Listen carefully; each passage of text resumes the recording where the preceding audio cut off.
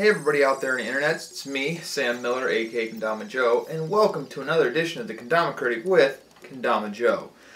This time around I am reviewing what is called a Skills Kendama that was sent to me by the people over at Skills to try out. A couple things right off the bat that I've noticed with this Kendama. Number one, this ball is extremely tacky. It feels like I'm holding a ball of chalk, but without the powder residue flying around. That's pretty impressive. Number two, the string. It's a little bit short for what I'm accustomed to. Not that that's a big thing, but it just looks a little short to me. Number three, you notice something with the Ken here, particularly the spike? Yeah, this is really kind of short. Don't know if that's a design flaw or what, but I don't know what's up with that. Even when I push it down, and I have pushed it down, it's still kind of short for a Kendama spike. So how will this thing stand up? Well, let's go and put it to the test. So let's take a nice little walk back over to UND, like I supposedly did, and we'll see how this one fares.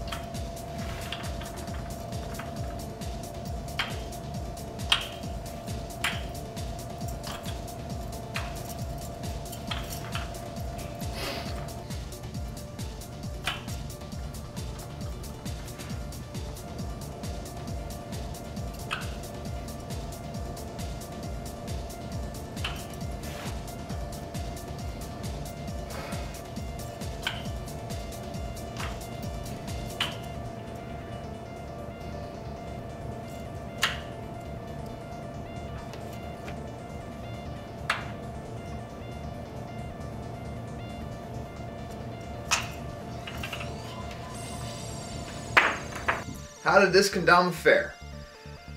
Well, I think I gotta break it down into pros and cons.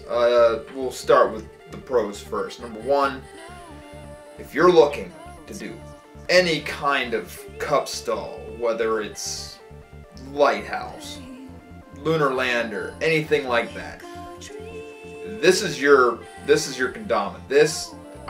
It's scary. The Ken will stop on a dime.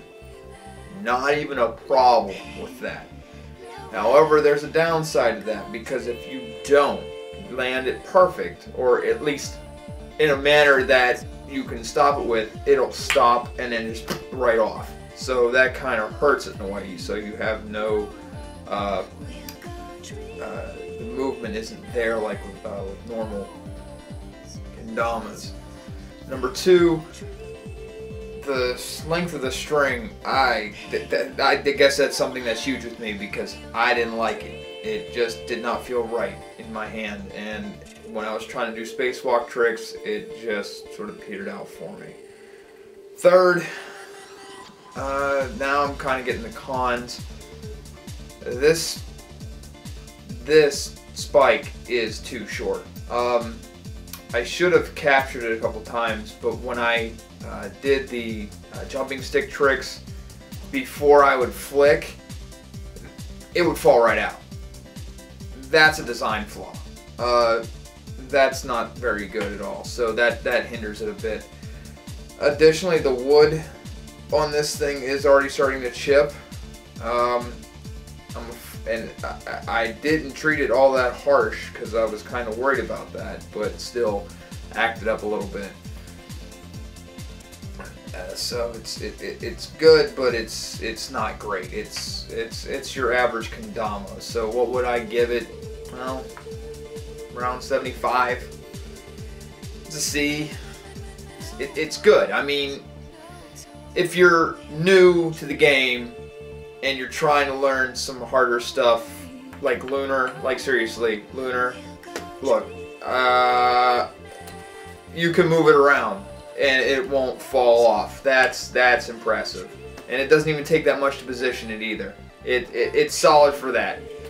But anything else, it's just not really for it.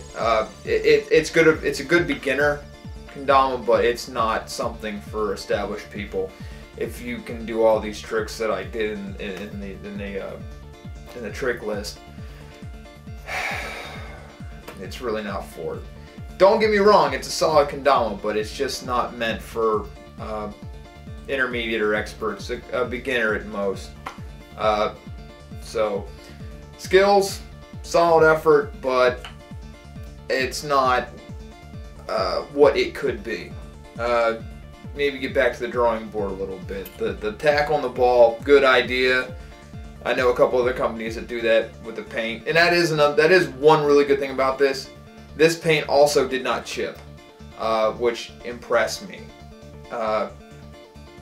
So it does have that going for it. With the paint on these balls are amazing. So with that being said, this review is over, and I am Sam Miller, aka Kendama Joe, telling you to go out there and keep dominating like a sexy beast.